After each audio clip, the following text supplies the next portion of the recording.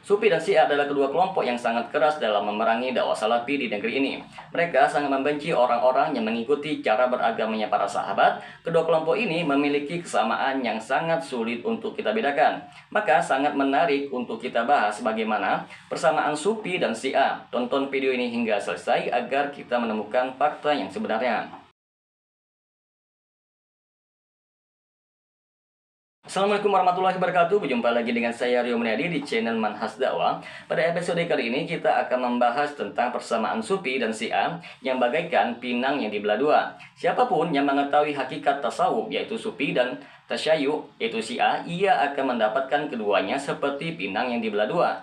Keduanya berasal dari sumber yang sama dan memiliki tujuan yang sama. Oleh karena itu, kedua firqah ini memiliki kesamaan dalam pemikiran dan akidah. Di antara persamaan dua golongan tersebut ialah sebagai berikut. Pertama, kaum Syiah mengaku memiliki ilmu khusus yang tidak dipunyai kaum muslimin selain mereka.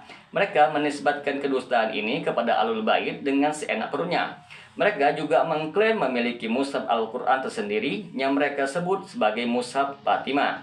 Menurut keyakinan mereka, mushaf ini memiliki kelebihan 3 kali lipat lebih bagus dibandingkan dengan Al-Quran yang ada di tangan kaum muslimin. Mereka menganggap Muhammad diutus dengan Tanjil sedangkan Ali diutus dengan Ta'wil. Demikian pula orang-orang Sufi, mereka menganggap memiliki ilmu hakikat, sedangkan orang dari luar kalangan mereka hanya baru sampai tingkatan ilmu syariat.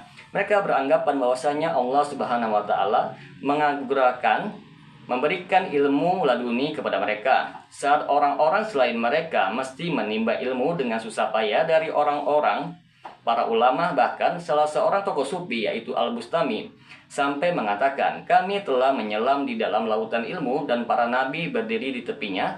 Demikian persamaan antara Sufi dan Syiah dalam masalah ilmu kebatinan.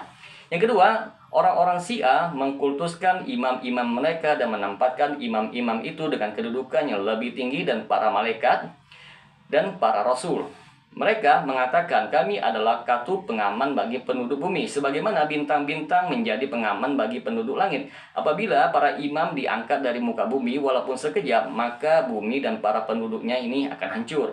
Bahkan teman-teman sekalian, Al-Qumaini, salah seorang tokoh Syiah, berkata, di antara keyakinan mazhab kami bahwasanya imam-imam kami memiliki kedudukan yang tidak bisa diraih, sekalipun oleh para malaikat dan para rasul. Bahkan orang-orang Syiah memberikan sifat ketuhanan kepada para imam itu dan menganggap mereka mengetahui segala sesuatu meski sekecil apapun di alam ini. Sifat seperti ini pula yang disematkan orang-orang Sufi kepada orang-orang yang mereka anggap sebagai wali. Ikut berperan dalam mengatur alam semesta ini dan mengetahui ilmu gaib. Oleh karenanya orang-orang Sufi membentuk suatu badan khusus yang terdiri dari para wali. Tugas badan khusus ini adalah mengatur alam dan seisinya. Hal ini dinyatakan oleh seorang tokoh Sufi, Ahmad bin Mubarak As-Saljamani Al-Maghribi dalam mensifati badan ini. Ia berkata, aku mendengar Syekh Abdul Aziz Ad-Dabak. Ia mengatakan badan khusus ini terdapat di Gua Hira yang dahulu dijadikan sebagai tempat berkalaunya Rasulullah sebelum beliau diutus. Dia juga beranggapan bahwa Nabi Shallallahu Alaihi Wasallam mendatangi badan khusus tersebut. Jika datang, beliau Shallallahu Alaihi Wasallam duduk di tempat orang yang membutuhkan pertolongan. Kemudian, waktu pengaktifan badan tersebut ialah saat Nabi Shallallahu Alaihi Wasallam dilahirkan, karena katanya merupakan waktu yang mustajabah. Dengan pernyataan ini, maka tidak tersisa lagi hak pengaturan alam semesta bagi Allah Ta'ala. Padahal hanya milik Allah Azza wa Jalla hak untuk mencipta dan mengatur segala urusan. Maha suci Allah dari apa yang mereka katakan. Ketiga, anggapan bahwa agama ini memuat perkara zahir dan batin telah menjadi kesepakatan antara Syiah dan Sufiyah. Menurut mereka, hal yang batin adalah suatu hakikat yang tidak diketahui kecuali oleh para imam dan para wali. Sedangkan yang zahir ialah apa yang terdapat dalam masalah nas-nas yang dipahami oleh kebanyakan orang. Dr. Abu Al-A'la Al-Afifi menjelaskan dekade munculnya anggapan batil ini merasuki akidah Islamiyah dengan berkata munculnya pembagian agama kepada syariah dan hakikat ialah ketika ada pembagian agama menjadi zahir dan batin. Pembagian seperti ini tidak dikenal oleh kaum muslimin generasi pertama. Pemikiran seperti ini muncul ketika Syiah mengatakan bahwa segala sesuatu ada yang zahir dan batin. Al-Quran ada yang zahir dan yang batin. Bahkan menurut anggapan mereka, setiap ayat dan kalimat memuat pengertian zahir dan batin, dan hal-hal yang batin ini tidak ada yang bisa mengetahuinya kecuali orang-orang khusus dari para hamba Allah yang khusus dipilih untuk memperoleh keutamaan ini. Sehingga semua rahasia-rahasia Al-Quran akan terbuka untuk mereka. Oleh karena itu, mereka memiliki metode khusus dalam menafsirkan Al-Quran yang akhirnya melahirkan berbagai takwil kebatinan terhadap nas-nas Al-Quran dan bisikan-bisikan khayalan mereka yang dikenal dengan istilah ilmu batin.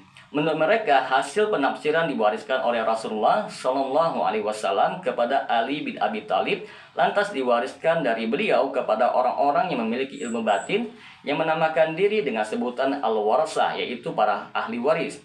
Demikian pula orang-orang sufi, mereka menempuh jalan takwil ini dalam memahami Al-Quran dan banyak mengambil istilah yang dipakai orang-orang Syiah. Dengan demikian, kita mengetahui hubungan yang begitu erat antara orang Syiah dengan orang Sufia. Keempat, pengagungan terhadap kuburan serta kunjungan-kunjungan ke makam-makam merupakan salah satu dasar akidah Syiah. Mereka itulah golongan yang pertama yang membangun makam-makam dan menjadikannya sebagai syiar. Kemudian, muncul orang-orang sufi yang syiar terbesarnya ialah pengagungan terhadap kuburan, membangun dan menghiasinya, melakukan tawaf atau mengelilinginya untuk meminta berkah dan meminta pertolongan kepada penghuninya. Bahkan kuburan Ma'ruf al-Qurqi, salah seorang tokoh sufi dari kalangan mereka, dijadikan sebagai salah satu obat yang mujarab. Kelima, pakaian sufia. Orang-orang sufi beranggapan bahwa Nabi Shallallahu Alaihi Wasallam memakaikan satu pakaian kepada Ali, kemudian Ali memakaikan pakaian ini kepada Al-Hasan Al-Basri. Dan katanya dari beliau inilah orang-orang sufi mengambilnya. Dr. Kamil Asyaibi telah menulis sebuah kitab yang menjelaskan kuatnya hubungan antara Syiah dan Sufia berdasarkan perjalanan sejarah. Kesesuaian antara Syiah dan Sufia tidak terbatas pada masalah perkataan dan keyakinan saja, akan tetapi meluas kepada perbuatan sebagaimana ketika mereka bekerja sama dengan musuh untuk menghancurkan daulah Islamiyah yang syar'i dan membuka jalan agar musuh bisa masuk ke negeri kaum muslimin, khususnya pada masa kekhalifahan Abbasiyah yang mereka berhasil merebut sebagian wilayah kaum muslimin, menyebarkan ajaran jindik dan ilhad, hingga akhirnya Salahuddin Al-Ayyubi berhasil menumpas salah satu dari mereka, yaitu kelompok Al-Abidiyah Al-Majusiyah, dan mengembalikan daulah Islam kepada kaum muslimin. Juga ketika kaum muslimin berusaha untuk membersihkan daulah Islam dari para salibis, ternyata orang-orang Syiah Rafidah seperti An-Nasahir, At-Tusi, dan Ibnul Al-Qami justru membantu tentara Mongol untuk masuk ke ibu kota daulah Islamiyah Baghdad dan melakukan perusakan serta pembantaian terhadap kaum muslimin. Syekhul Islam Ibnu Taimiyah mengatakan musuh-musuh Islam berhasil masuk Baghdad lantaran bantuan dari kaum munafikin seperti orang-orang Ismailiyah dan Nasiriyah. Mereka berhasil menguasai negeri Islam, menjadikan para wanita sebagai tawanan, merampas harta, menumpahkan darah. Apa yang dialami oleh kaum muslimin ini ialah karena bantuan yang diberikan mereka kepada musuh-musuh Islam, sehingga terjadi kerusakan yang Allah Maha mengetahui besar kerusakan tersebut. Demikian pula yang dilakukan orang-orang Sufia. Mereka banyak membantu musuh-musuh Islam untuk merebut negeri Islam dari tangan kaum muslimin. Sebagai contoh yaitu ketika mereka membantu tentara Perancis saat merebut kota Kairawan, demikian pula campur tangan mereka sehingga tentara Perancis bisa menginjakan kakinya di Aljazair. Bahkan salah seorang tokoh mereka, Ahmad At-Tijani, berkata sesungguhnya wajib bagi kami untuk membantu tentara Perancis baik secara materi maupun politik. Dan banyak peristiwa-peristiwa lainnya yang sangat merugikan kaum muslimin dan ternyata banyak mendapat dukungan baik dari orang Syiah maupun orang-orang Sufia. Demikian sebagian titik persamaan antara Syiah dan tarekat Sufia, sehingga jelaslah bagi kita bahwasanya mereka berasal dari sumber yang satu. Untuk itu wajib bagi kita untuk mewaspadainya. Semoga dengan sedikit penjelasan ini dapat memberikan manfaat bagi teman-teman sekalian. Dan apabila channel ini dapat memberikan manfaat bagi teman-teman sekalian, silakan subscribe dan share channel ini. Semoga bermanfaat. Assalamualaikum warahmatullahi wabarakatuh.